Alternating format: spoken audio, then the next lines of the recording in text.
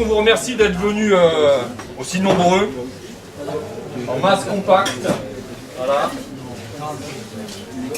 à cette soirée de lecture, la deuxième, qui est extrait du titre qu'on sort aujourd'hui, qui est 100 000 lignes au regret. Cette lecture se fait a cappella, donc c'est pas sonorisé, c'est un choix.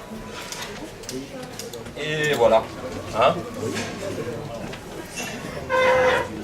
donc à savoir que cet ensemble de textes a été construit à partir d'une demande qui était faite par la galerie Numa Sigra de Saint-Ambrois pour faire une prestation pour le Printemps des Poètes.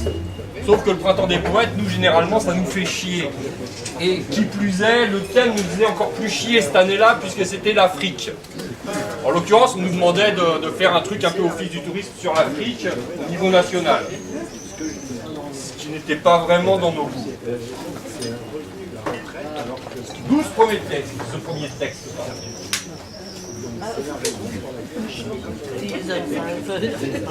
Comment pourrais-je? L'Afrique. Tout un continent. Un continent massif aux civilisations plus variées que celles de l'Europe. Afrique. Plusieurs milliers de dialectes. Plusieurs milliers d'années de bipèdes allant en évoluant. Afrique. Berceau de l'humanité. Matrice de mon espèce. Non. Je ne peux pas. Je ne peux que m'incliner devant ces reflets passés qui animent mon présent. Ah, le bureau de la culture poétique nous commande l'Afrique. Mais l'Afrique est un sujet bien trop grave pour le traiter avec autant de nonchalance. Qu'attend-il de la poésie? Une complicité barbare qui chanterait les épices et le manioc? À moins qu'il la veuille aiguisée et tranchante, pour que la poésie d'ici coupe la langue des poètes sans papier, arrêtés, tabassés, expulsés. Non. Non, je ne comprends pas. Je ne comprends rien. Et mes neurones crépitent.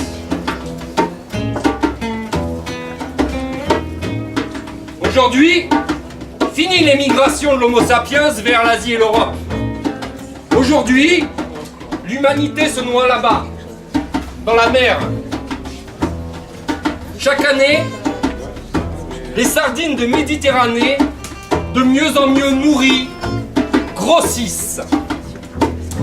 Elles grossissent et prolifèrent.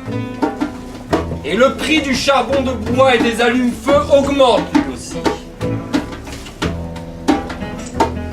Nous avons choisi de ne pas voir et d'avoir des centres de rétention. Nous avons choisi d'ignorer les ordres donnés aux flottes commerciales de ne pas secourir les naufragés. Nous avons choisi de dresser des barbelés électrifiés de 5 mètres de haut avec miradors et hommes en armes pour garder l'enclave espagnole de Melilla. Nous avons choisi les bidonvilles, les bulldozers, Calais et les ratonnades des nasillons. Nous avons choisi le spectacle du JT et les dominicaux débats d'opinion. Nous avons choisi les sardines grillées.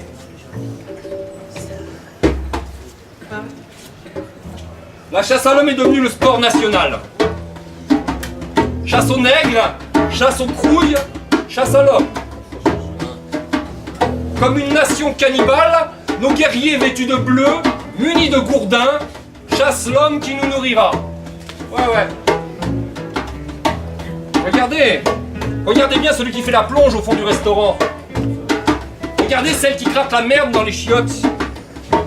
Visitez les Antilles et les béquets qui trônent derrière le trône. Il y a des générations entières de mulets humains écrasés sous des sacs de sucre. Ils sont noirs.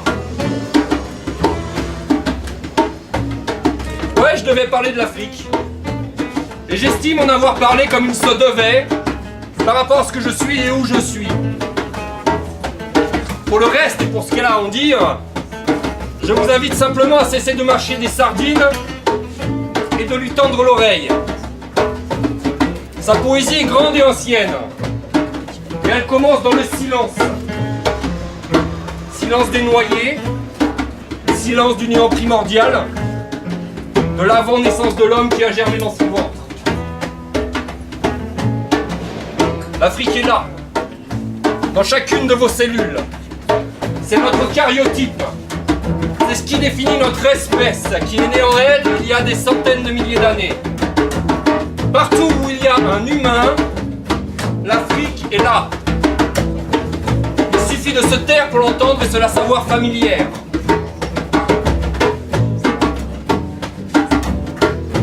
Maintenant, je vais faire silence.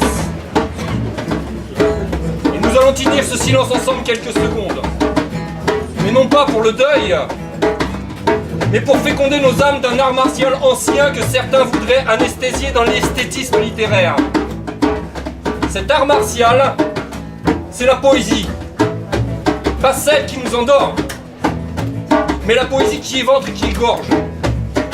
Justement, le premier assaut poétique est silence.